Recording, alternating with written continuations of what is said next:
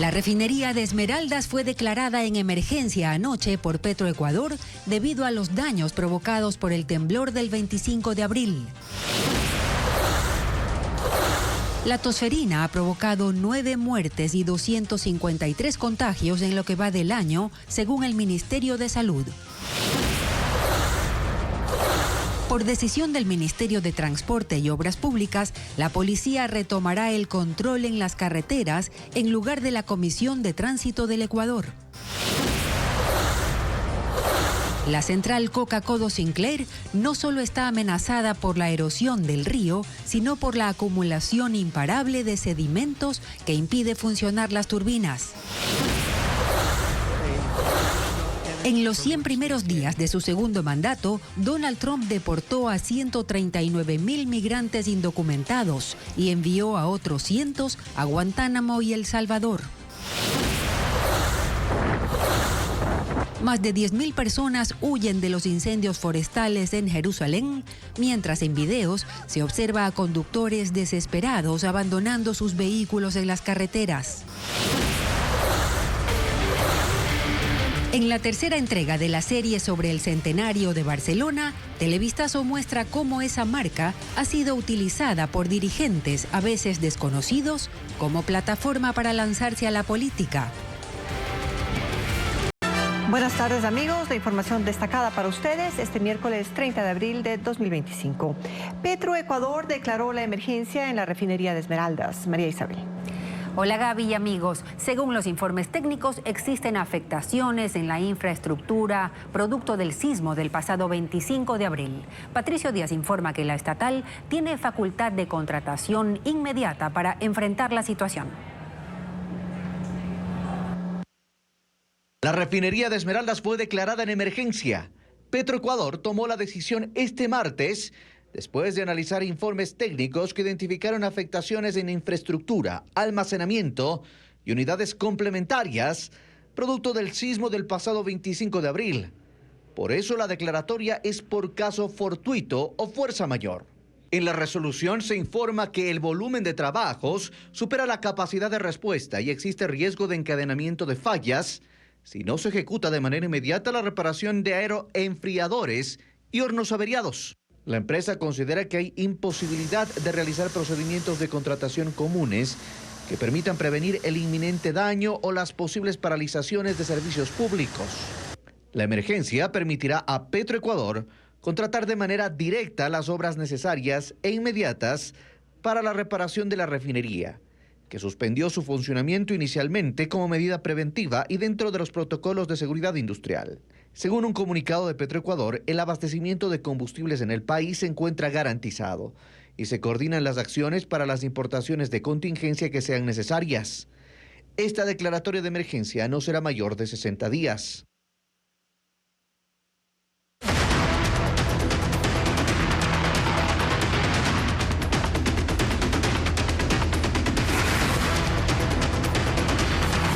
Coca-Codo, catástrofe anunciada.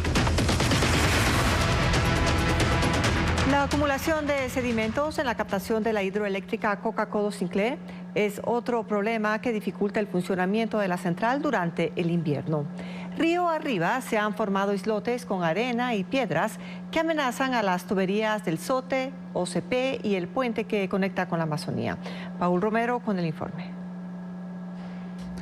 La captación de la hidroeléctrica Coca-Codo Sinclair corre riesgos en dos frentes. Aguas abajo por la erosión regresiva del río Coca, ahora a 4.7 kilómetros del vertedero, y aguas arriba por la acumulación de sedimentos que limita la capacidad de generación. Por esta causa, solo en 2024 la hidroeléctrica dejó de operar 19 veces. Desde el 2016, cuando entró en funcionamiento, ha tenido 96 paralizaciones, según información oficial. La compuerta de la captación para evacuar los sedimentos no abastece por la cantidad de material acumulado y por falta de dragado. En 2020, la Corporación Eléctrica del Ecuador instaló una mini draga en el desarenador, pero resulta absolutamente insuficiente cuenta vida del grueso sedimento que llega durante el invierno. Los cambios son evidentes en el lecho de los ríos Salado y Quijos, afluentes del Coca. en donde se han formado bancos de arena y piedra hasta 2 kilómetros arriba de la captación. El material lacustre se ha acumulado a tal punto que el puente del río Salado, que conecta las provincias de Napo y Sucumbíos, está a 3 metros del cauce del río, cuando en 2016 estaba a 16 metros, según los habitantes. Que en 9 años haya subido 13 metros habla de la gravedad del problema. Petroecuador sabe que el agua del río Salado llegó a los cimientos del puente, por eso reforzó esa estructura con muros de enrocado y encauzó el río para evitar daños en la tubería del poliducto que cruza junto al puente. En la unión entre el Salado y el Quijos, también realizó trabajos de contención para proteger las válvulas del SOTE y el OCP. De la misma manera, y ante una posible destrucción de la captación de Coca-Codo Sinclair, SELEC realizó un estudio para construir otra captación 6 kilómetros de aguas arriba. Pero en ese caso solamente aprovechará el caudal del Quijos, reduciendo la capacidad de generación de Coca-Codo a 800 megavatios, la mitad de la actual capacidad instalada. La obra tomaría 4 años en ejecutarse con un presupuesto superior a $500 millones. De esto solo hay el estudio, mientras para la hidroeléctrica no se ve una solución inmediata. El cantón Chaguarpamba, en la provincia de Loja, sufre los estragos del invierno. La vía panamericana que conduce a la costa está completamente bloqueada. Hay además 23 familias afectadas, 34 viviendas destruidas y 194 animales muertos, como reporta Alejandra Sánchez. Un derrumbe de gran magnitud cayó desde la montaña Tintanil y cubrió 800 metros de la vía que conecta a las provincias de Loja y El Oro. Las piedras y el lodo también destruyeron 8 hectáreas de maíz, que estaba casi listo para ser cosechado. Los habitantes de las parroquias Santa Rufina, Buenavista y Amarillos deben cruzar en medio del derrumbe para transportar lo que necesiten. El deslave también ocasionó que el agua se represe en las quebradas Guadúas y Buenavista, causando graves daños a 24 familias que están incomunicadas. No hay vías, no hay por dónde trasladarse a la gente, le toca caminar, le toca andar 2-3 horas para pasar el río. José Largo y su padre tuvieron apenas minutos para escapar cuando el nivel del agua empezó a subir. El agua subió casi, tapó la casa, 2,5 metros, se murieron los animales, gallinas, y ahorita estamos de cero, digamos. Como ellos, 30 familias están afectadas, con daños estructurales en sus viviendas y pérdida de sus embrios, y otras 23 damnificadas, pues sus viviendas se destruyeron por completo. Según los datos de la Secretaría de Gestión de Riesgos, hay 60 viviendas afectadas o destruidas, unos 200 animales muertos y los sistemas de agua, alcantarillado y transporte colapsaron. El puente que unía la parroquia El Rosario, los sectores El Jardín, Cuatro Lomas y Cordillera de Ramos, para cruzar, deben colgarse de una cuerda amarrada entre lodo y escombros. Solo así logran conseguir algo de comida. El cantón Chaguarpamba, que es productor de maíz, café, frijol, maní y animales como gallinas y cerdos, quedó completamente aislado. 9 personas han muerto, la mayoría niños, en medio de un aumento de casos de tosferina. Guayas y Pichincha son las provincias más afectadas. Diego Puente informa que en Quito se monitorea una unidad educativa. 5 niños y 4 adultos han muerto por tosferina en el país este año. Las muertes se duplicaron en 4 semanas y los contagios siguen incrementándose. 253 en el país. El año pasado sumaron 141. Guayas es la provincia más afectada con 94 casos. Le siguen Pichincha con 37, Manabí con 35 y Santo Domingo con 21, según el Ministerio de Salud. La mayoría de los contagiados son recién nacidos y menores de 15 años. En Pichincha un caso fue confirmado y existe una sospecha en un colegio en el norte de Quito. La contagiada, una niña de 11 años, fue llevada a un hospital y su estado es estable. Los médicos monitorean a su hermana de 13 años. Funcionarios de la Secretaría de Salud hacen seguimientos a amigos y compañeros de aula para ver si tienen síntomas. Los 2 paralelos donde ellas recibían clases tienen educación virtual hasta mañana 1 de mayo, cuando se vacunará a aquellos que no tienen el esquema completo. Los brigadistas han hecho 500 exámenes rápidos para saber si otros estudiantes tienen tosferina, que es altamente contagiosa, provoca tos violenta y en el peor de los casos provoca la muerte. En general se han vuelto a recomendar el lavado de manos, el uso de mascarilla, evitar la automedicación y completar los esquemas de vacunación. En Israel, las autoridades de Jerusalén combaten incendios forestales que obligan a evacuaciones masivas de al menos 6 comunidades. Ante la cercanía de las llamas, decenas de conductores atrapados en las carreteras abandonaron sus vehículos. El fuego que comenzó esta mañana en la región de Moshav Eshtaol, en el corredor central del país, ha consumido miles de hectáreas. Las llamas se propagan rápidamente en las afueras de Jerusalén, cerca de la Ruta 1, provocando pánico y caos. Videos captados en las carreteras muestran a los conductores abandonando sus vehículos. Los servicios de emergencia informan que 63 camiones, 11 aviones y 2 helicópteros están combatiendo las llamas, que avanzan debido a los fuertes vientos y la maleza seca. La policía ha comenzado a evacuar a los residentes de las zonas de alto riesgo en la ciudad de Elad. También en otras localidades, como Mevo Jorón y la zona de Canada Park, unas 10.000 personas ya han dejado sus hogares. Autoridades reportaron el arresto de un hombre de origen palestino como sospechoso de provocar el fuego. Italia, Chipre, Grecia y Croacia han anunciado el envío de ayuda para combatir el siniestro.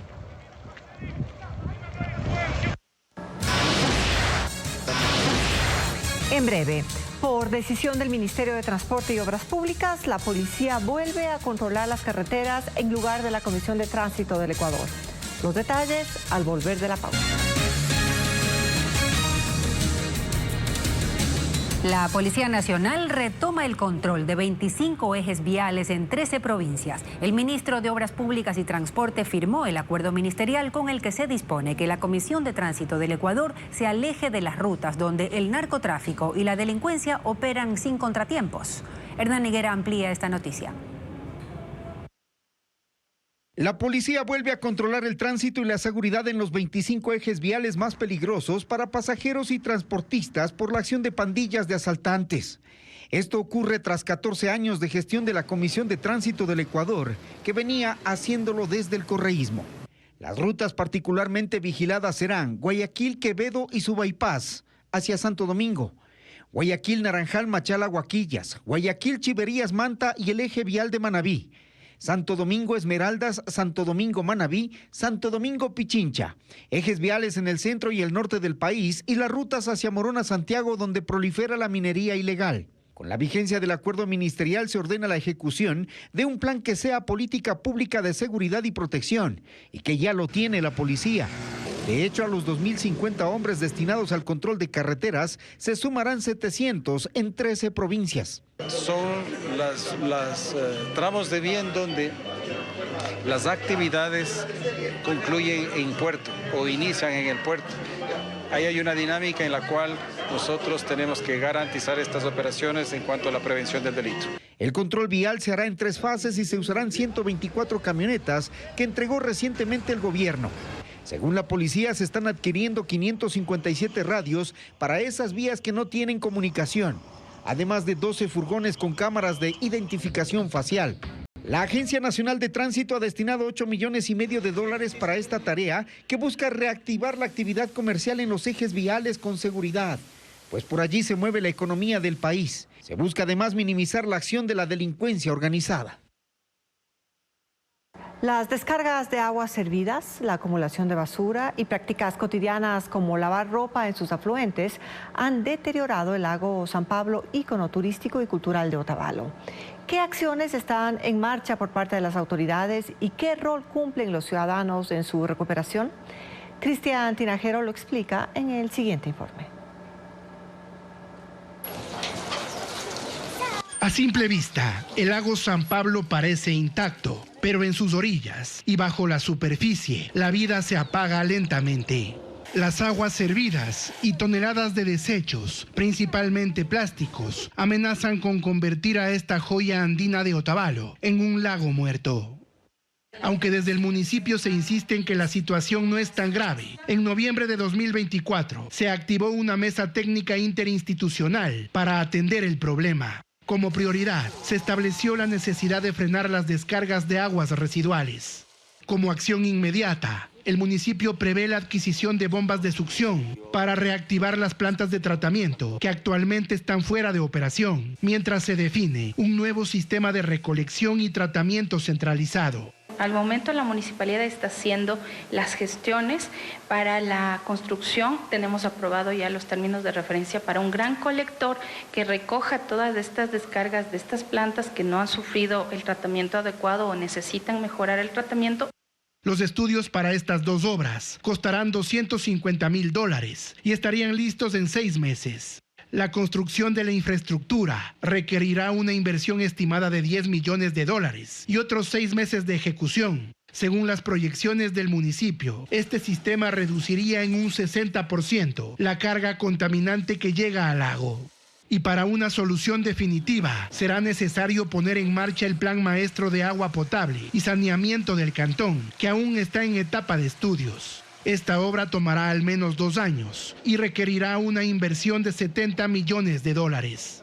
Sin embargo, la recuperación del lago tomará al menos 5 años y no depende únicamente de infraestructura. Investigadores de la Universidad Central del Ecuador señalan que es clave involucrar a los habitantes de la cuenca para que tomen conciencia del impacto de prácticas como el vertido clandestino de aguas residuales o el lavado de ropa en los afluentes del lago, que es una costumbre en Otavalo. Solo así, dicen, podrán verse resultados sostenibles en el tiempo. Mientras tanto, las mingas comunitarias se han convertido en una de las respuestas más rápidas para mitigar el impacto de los desechos sólidos. En febrero se retiraron más de 700 kilos de basura de las orillas del lago y esperan realizar la siguiente en mayo. El banano ecuatoriano enfrenta amenazas sanitarias como el moco, que ha obligado a erradicar cultivos. De acuerdo al gremio productor, hay unas 30.000 hectáreas afectadas. A esta enfermedad se suman otras como la cigatoca negra y la virosis, reactivadas por el exceso de lluvias, lo que ha obligado a intensificar las fumigaciones. Informa María Gabriela Carpio. Según la Federación Nacional de Productores Bananeros, al menos 30.000 hectáreas de banano están afectadas en el país por el moco, una bacteria agresiva que hoy representa una de las mayores amenazas para el sector. El gremio denuncia una expansión silenciosa y sin control de esta plaga que se agrava por el intenso invierno. Y debe estar regado en todas las bananeras del país. Es cuestión de tiempo para que aparezcan los síntomas de la enfermedad en todas las bananeras. Los Ríos es la provincia con más daños. Solo allí se concentra el 65% de la afectación nacional, con más de 2.600 hectáreas comprometidas por el moco, según el Observatorio Estadístico Bananero de la Asociación de Exportadores AEBE.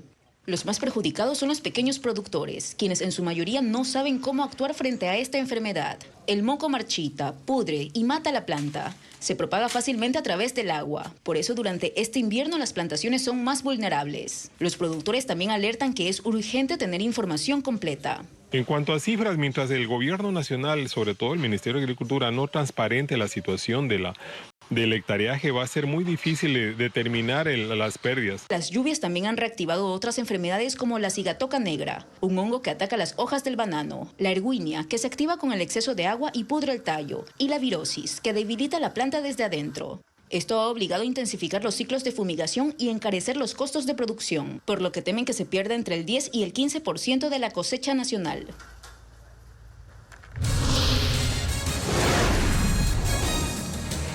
Más adelante en Televistazo, más de 130.000 indocumentados han sido deportados en los primeros 100 días del gobierno de Donald Trump. Ampliamos la información en... Los estados de Missouri y Pensilvania en Estados Unidos han soportado una serie de tornados y tormentas con vientos de más de 100 kilómetros por hora desde la noche del martes. Estos fenómenos han provocado la muerte de 2 personas, destruido decenas de casas y galpones comerciales, derribado árboles y postes de electricidad. Unas 500.000 viviendas se han quedado sin luz en la región. La alerta se mantiene para 36 millones de habitantes en estados de la región central del país.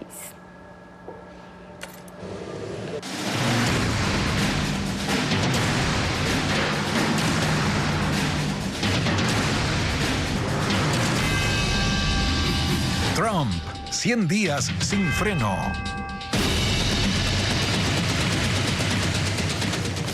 Donald Trump, en los primeros 100 días de su segundo periodo, ha ejecutado una implacable lucha contra los indocumentados.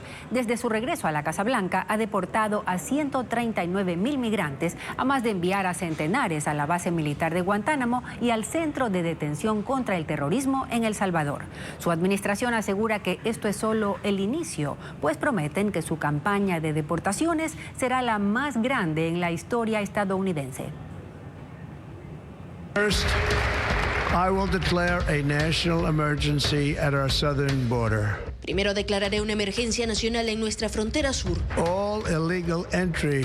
Se detendrá inmediatamente toda entrada ilegal y comenzaremos el proceso de devolver a millones de criminales extranjeros a los lugares de donde vinieron.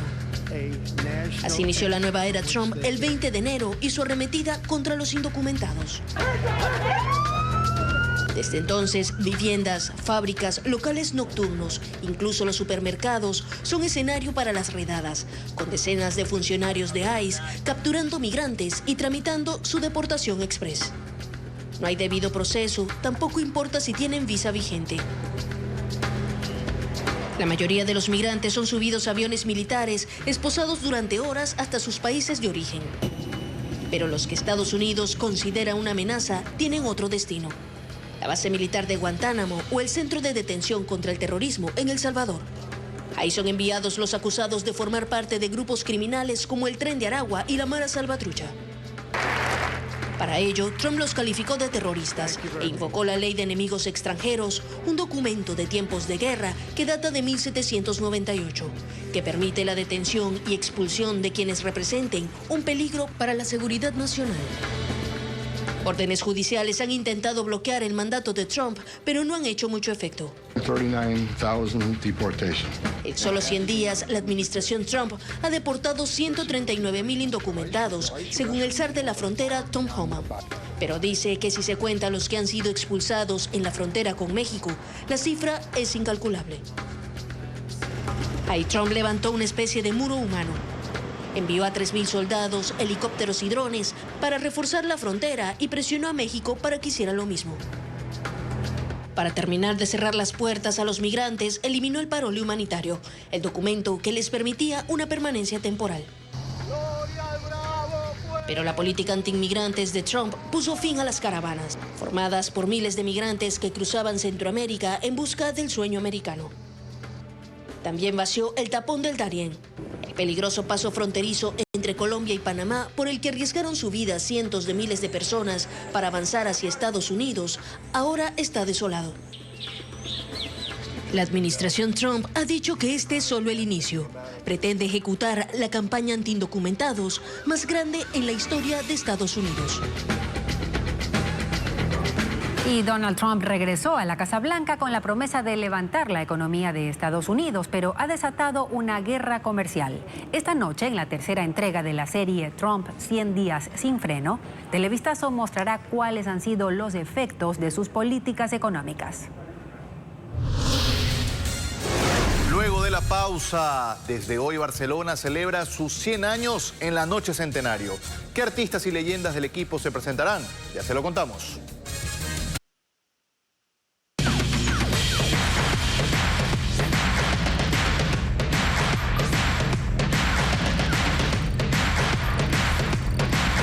Barcelona, 100 años a pesar de todo. Barcelona Sporting Club durante sus 100 años ha soportado una serie de crisis deportivas y financieras que fueron arrastradas por varios dirigentes. Luigi, seguimos con nuestro especial. ¿Qué tal, Marisabel? La historia cuenta que 8 de ellos combinaron la administración deportiva con la política, porque mientras ocupaban ese cargo deportivo, también eran diputados, ministros y hasta presidente de la República. Diego Cuenca nos informa que ese antecedente convirtió al Club Amarillo en una plataforma para encontrar popularidad y luego saltar a la política nacional. Más allá de lo deportivo, En sus 100 años de existencia, Barcelona ha servido como una especie de trampolín para que sus dirigentes luego ingresen a la política nacional. Tiene las cualidades para que un desconocido capte rápidamente la atención. Es seguido por amplios grupos de todas las clases sociales, edades y género. Tiene hinchas en todo el país y por su relevancia deportiva aparece constantemente en los medios de comunicación. De esa plataforma que se construyó en el fútbol ecuatoriano, salieron autoridades políticas de alto nivel, que incluso llegaron a la presidencia de la República. En los últimos 35 años, 8 dirigentes del club incursionaron en la política. Entre ellos, el empresario Isidro Romero Carbo fue presidente de Barcelona en 3 ocasiones. En su primer periodo construyó el Estadio Monumental y luego en 1996 brincó a la política cuando fue diputado nacional por el Partido Social Cristiano. Y de nuevo en el 2021, cuando se lanzó a la presidencia de la República, pero no ganó. Para construir el Monumental, Romero tuvo apoyo de una figura de alto perfil en el PSC, Jaime Nebot, quien en esa época era gobernador de Guayas, y luego fue declarado presidente vitalicio del equipo. La carrera política de Nebot continuó con 2 candidaturas a la presidencia de la República, y luego llegó a la alcaldía de Guayaquil, un cargo en el que se quedó 19 años. Otro presidente de Barcelona fue Abdalá Bucaram Ortiz, aunque su carrera política comenzó mucho antes, y con su partido roldosista ecuatoriano fue alcalde de Guayaquil en 1984. Llegó a la dirigencia de Barcelona en 1997, el mismo año que también fue electo presidente. El empresario publicista Eduardo Maruri también combinó la política con el fútbol. Luego de dirigir la Cámara de Comercio de Guayaquil, fundó su propio movimiento político, UNO, con el cual llegó a la Asamblea Constituyente en septiembre de 2007. 2 meses después ganó la presidencia del club, que casi desciende a la Serie B durante su administración. Desde entonces, otras aspiraciones políticas no prosperaron. El periodista deportivo Alfonso Harp llegó a dirigir al equipo torero en el periodo 2010-2011. Ya tenía un historial político, porque fue diputado del Guayas en el Congreso en 2003. Pero en 2013, luego de liderar Barcelona, fue candidato a asambleísta por el movimiento PRIAN de Álvaro Noboa, pero no ganó. José Francisco Ceballos, que fue arquero del equipo del Astillero, en el 2015 pasó a ser su presidente, aunque se involucró con la política cuando fue ministro de Deporte en 2011, en el gobierno de Rafael Correa. Continuó en ambos frentes, y en 2017, cuando aún estaba en la dirigencia deportiva, fue posesionado como gobernador del Guayas. El último dirigente que pasó del fútbol a la política fue Aquiles Álvarez, vicepresidente del equipo entre el 2019 y 2023, cuando era liderado por Alfaro Moreno. Álvarez forjó su imagen pública en la dirigencia y en el 2023 ganó la alcaldía de Guayaquil con el auspicio del movimiento correísta Revolución Ciudadana.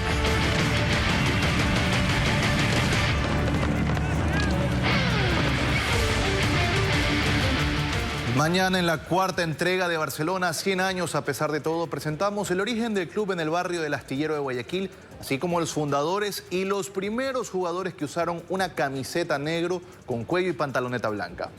Ahora hablemos de lo que sucede hoy. Barcelona inició los festejos por su aniversario 100. Figuras históricas del club guayaquileño llegaron al puerto principal para participar en los festejos. Habrá una caravana rumbo al Estadio Monumental. No es un día cualquiera para la hinchada de Barcelona. En cuestión de horas llegará el anticipado centenario del club, que festejará con varios eventos donde se rendirá homenaje a su historia. Esta semana al aeropuerto de Guayaquil llegaron rostros conocidos por los aficionados del equipo amarillo, exjugadores, exentrenadores y exdirigentes. Uma alegria muy grande, agradezco a todos los dirigentes por la invitación y espero disfrutar junto con mis amigos. Mira, a mí me quedó marcado cuando el bus salía del hotel y el trayecto hacia el estadio, desde toda la gente en la calle de amarillo. Bueno, eso no lo vi en ningún lado. A partir de las 3 de la tarde iniciará la ruta Centenario, que partirá del barrio del Astillero en el sur y pasará por calles como Malecón y la Víctor Emilio Estrada para luego cruzar el túnel San Eduardo hasta llegar al Estadio Monumental. Se confirmó que Trébol Clan, Grupo Nietzsche y Tito el Bambino serán los artistas invitados. Además habrá un show antes de la medianoche en el que se hará una cuenta regresiva para recibir los 100 años del club.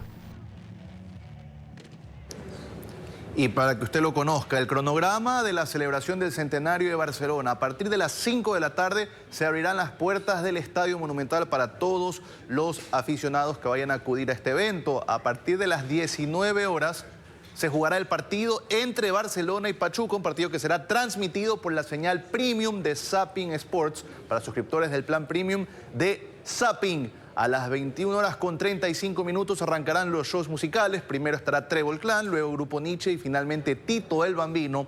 A partir de las 23:55 arrancará el show centenario con la cuenta regresiva y esto será transmitido en vivo por Ecuavisa. Y para el primer feriado de mayo les presentamos alternativas turísticas. Los amantes de la adrenalina y las experiencias únicas tienen un nuevo motivo para visitar baños de agua santa en Tungurahua. Es el Laberinto del Dragón, un popular parque temático conocido por su extenso entramado natural y que fue abierto hace 2 meses. Entre muros de Eugenias de 2 metros y senderos que no parecen tener fin, el Laberinto del Dragón despliega su desafío, un lugar donde la orientación se confunde, la aventura se multiplica y cada paso esconde figuras fantásticas.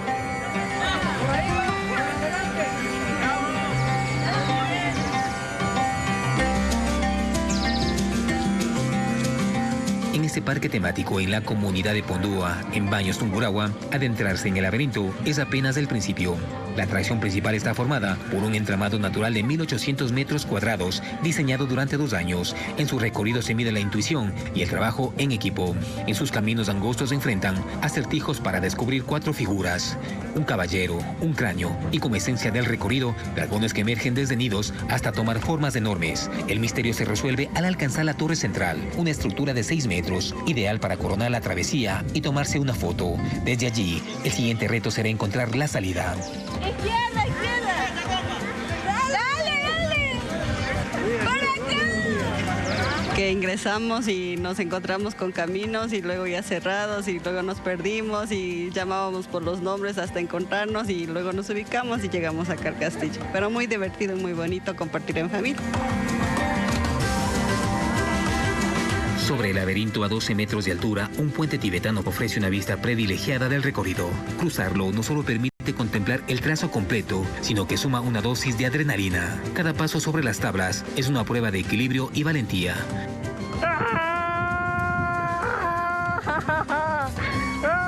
Pero en el extremo del parque, al borde de una montaña, el columpio 360 se convierte en un desafío mayor. Se eleva y gira durante 50 segundos, brindando vistas vertiginosas del paisaje andino en una experiencia que corta la respiración. Luego ya después de algunas vueltas ya poco a poco me fui calmando. Igual seguía temblando, pero intentaba con mi vida aferrarme al espacio menos.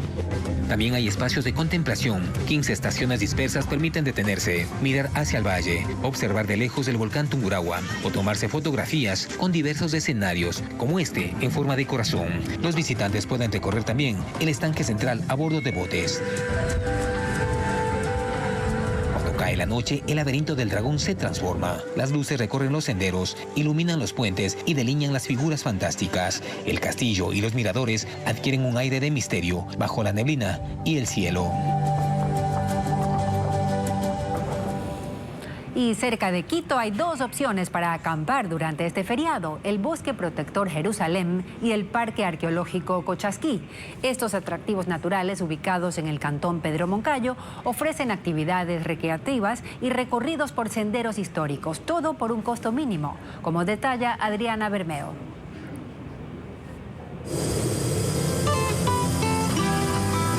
A menos de 1 hora de Quito, en el cantón Pedro Moncayo, hay 2 lugares para visitar: el Bosque Protector Jerusalén y el Parque Arqueológico Cochasquí. Son zonas protegidas que ofrecen naturaleza, actividades recreativas, recorridos por senderos históricos y acampada, todo por un costo mínimo. El complejo Jerusalén, 28 kilómetros al norte de la capital, está formado por 1.300 hectáreas de bosque seco andino, que son el refugio de 34 especies de animales y de 126 especies de plantas. En su parque recreacional hay espacios para actividades al aire libre, 7 senderos de baja complejidad para caminar, una laguna en la que se puede hacer kayak, piscina, canchas para básquet, fútbol y vóley, y un mirador desde donde se puede ver el Pichincha, el Cotopaxi y el Cayambe. Hay un vivero con plantas ornamentales, medicinales y frutales, y se puede recorrer el parque de extremo a extremo en un tractor. Las zonas para acampar han sido remodeladas para 90 carpas. Hay chozas donde se hacen asados y a pocos metros fogatas durante la noche. Hay baños, tienda y una cafetería dentro del complejo. A 15 minutos del Bosque Jerusalén está el Parque Arqueológico Cochasquí. Tiene 89 hectáreas en las que resaltan 36 estructuras, 15 pirámides y 21 montículos funerarios del pueblo caranqui. Hay senderos alrededor que se pueden recorrer acompañados por guías especializados. Aquí también se puede acampar. Hay espacio para 60 carpas. Solo hay 3 cabañas con capacidad para 4 personas. Entre los atractivos de Cochasquí está el museo con piezas arqueológicas. Se puede dar de comer a burros andinos en peligro de extinción, ver de cerca búhos que anidan en la tierra e interactuar con llamas que pastan libremente. Por el feriado habrá actividades especiales en ambos complejos. Cine camping con películas de Star Wars y premios para quienes vayan disfrazados de sus personajes porque el 4 de mayo se celebra el Día de la Fuerza. Se realizarán ferias de emprendedores y recorridos con antorchas en las noches. Se debe reservar la visita en las páginas web de los 2 destinos.